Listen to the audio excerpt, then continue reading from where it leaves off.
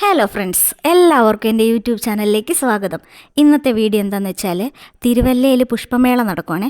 അപ്പം അതിൻ്റെ കാഴ്ചകളൊക്കെ കാണിച്ചു തരാം. ഈ വർഷത്തെ ആദ്യത്തെ പുഷ്പമേളയാണ്. ഒരാൾക്ക് 50 രൂപയാണ് ടിക്കറ്റ്.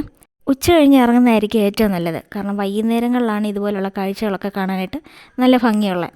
അപ്പം ഇപ്രാവശ്യമാണെന്നുണ്ടെങ്കിൽ എക്സിബിഷന് വേണ്ടി മാത്രമായിട്ട് കുറേ അധികം ചെടികളുണ്ടായിരുന്നേ. നല്ല തണുപ്പുള്ള ഏരിയയിൽ വളരുന്ന ചെടികളാണ് ഇവിടെ കൂടുതലും ഇരിക്കുന്നത്. അപ്പം വാങ്ങിക്കുന്നവരൊക്കെ ആണെന്നുണ്ടെങ്കിൽ നല്ല തണുപ്പുള്ള ഏരിയയിൽ വെച്ചെങ്കിൽ മാത്രമേ ഇത് നന്നായിട്ട് വളരത്തുള്ളൂ.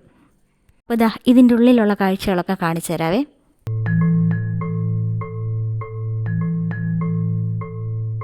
പിന്നെ ഇതാ ഫോട്ടോ സ്പോട്ട് ഏരിയ ഒക്കെ ഉണ്ട്. തൊട്ടടുത്ത് തന്നെ ഒരു QR കോഡ് വെച്ചിട്ടുണ്ട്. സ്കാൻ ആൻഡ് വിൻ എന്നാണ് അതിൽ എഴുതിയിരിക്കുന്നത്. അതൊക്കെ ട്രൈ ചെയ്ത് നോക്കേണ്ടവർക്ക് അതൊക്കെ ട്രൈ ചെയ്ത് നോക്കാം. പിന്നെ ഇവിടെയൊക്കെ നിന്ന് ഫോട്ടോസൊക്കെ എടുക്കാം. പിന്നെ ഈ ഒരു എക്സിബിഷനിൽ എനിക്ക് കൂടുതലും ഇഷ്ടപ്പെട്ടത് ഈ പൂക്കളുടെ അറേഞ്ച്മെൻറ്റ്സ് ആണ്. ഓറഞ്ചും മഞ്ഞയുമാണ് ഇതിൻ്റെ വെറൈറ്റി ഉള്ളത്. അത് കാണാനായിട്ട് നല്ല രസമുണ്ടായിരുന്നു.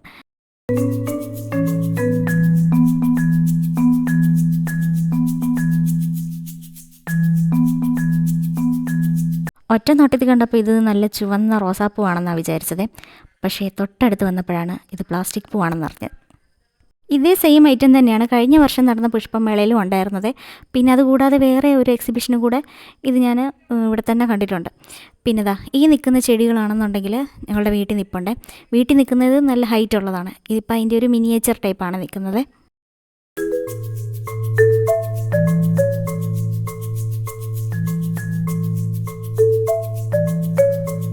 വീണ്ടും ഈ ഒരു പൂക്കളിൽ തന്നെ എത്തിയിട്ടുണ്ട്.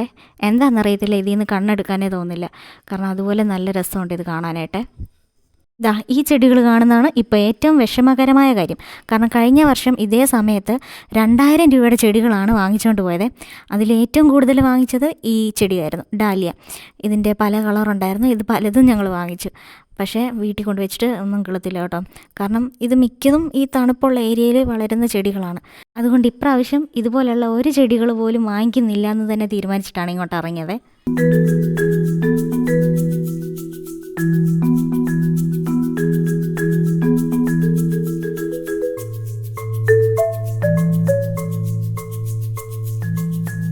ഈ നിൽക്കുന്ന ചെടി മിക്കവർക്കും അറിയായിരിക്കും. കാരണം അയ്യത്തൊക്കെ ആണെന്നുണ്ടെങ്കിൽ ഇത് കാട് പോലെ പിടിച്ച് വളരുന്ന ചെടിയാണ്.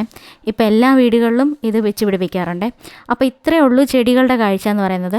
ഇനി ഉള്ളിലോട്ട് ഇനി ഫുഡ് കോർട്ട്, പിന്നെ കടകൾ, അങ്ങനെയുള്ള കാര്യങ്ങളാണ്. അപ്പം അതിലോട്ട് പോകാം. ഇതൊക്കെ ഓയിൽ പെയിൻറ്റിങ്ങിൻ്റെ എക്സിബിഷനാണ്. അതിൽ എനിക്ക് ഏറ്റവും ഇഷ്ടപ്പെട്ടത് ഈ പിക്ചറാണ്. ഇനി അങ്ങോട്ട് കടകളായിരിക്കും, പിന്നെ അങ്ങോട്ട് ഫുഡ് കോർട്ടൊക്കെ ഉണ്ട്. അപ്പം അതൊക്കെ കണ്ടിട്ട് വരാം.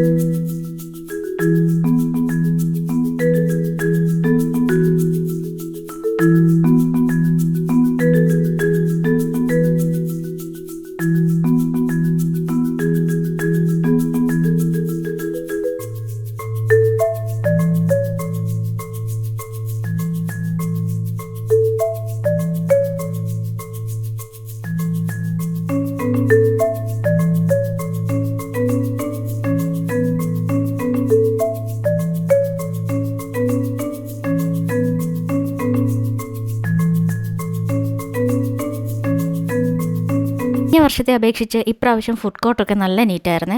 ഇത് ഫ്രൂട്ട് സാലാഡും പിന്നെ ബ്രെഡ് ഫില്ലെന്ന് പറയുന്ന ഒരു ഐറ്റമാണ്. ഇപ്പം ഫുഡ് കോർട്ടിലൊക്കെ നല്ല തിരക്കായി തുടങ്ങിയിട്ടുണ്ട്. ഇപ്രാവശ്യത്തെ തിരുവല്ല പുഷ്പമേളയിൽ അങ്ങനെ സ്കൈ ഡൈനിങ്ങും കൂടെ ആദ്യമായിട്ട് കൊണ്ടുവന്നിട്ടുണ്ട്. ഇതിൽ കയറാനായിട്ട് പലരും മടിച്ചു നിന്നു. ആ മടിച്ചു നിന്ന കൂട്ടത്തിൽ ഞങ്ങളും ഉണ്ട്. അങ്ങനെ ആരെങ്കിലുമൊക്കെ കയറിയിട്ട് ഇതെന്താണ് സംഭവം എന്നൊന്ന് അറിയാൻ വേണ്ടിയിട്ട് ഞങ്ങൾ കുറച്ച് വെയിറ്റ് ചെയ്തു. അങ്ങനെ 2-3 പേര് അതിൽ കയറിയിട്ടുണ്ട്. പുഷ്പമേളയുടെ അകത്തെ കാഴ്ചകൾ കണ്ടു കഴിഞ്ഞ് ഇനി വെളിയിലാണെന്നുണ്ടെങ്കിൽ റൈഡ്സ് ഒക്കെ തന്നെയുള്ളൂ. പിന്നെ ഇപ്രാവശ്യം നല്ല വെറൈറ്റി ആയിട്ട് തോന്നിയിരിക്കുന്നത് ഈ ഒരു സ്കൈ ഡൈനിങ് ആണ്.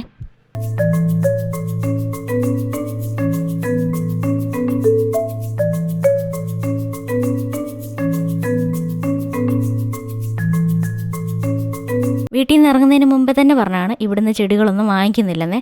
ഇതിപ്പോൾ കണ്ടപ്പോൾ 2 ചെടികളും വാങ്ങിച്ചിട്ടുണ്ട്. ഇപ്പം നല്ല തിരക്കായി തുടങ്ങിയിട്ടുണ്ട്, സന്ധ്യ ആവാറായി. അങ്ങനെ ഞങ്ങളിതാ വീട്ടിലോട്ട് തിരിച്ചു പോവാണേ.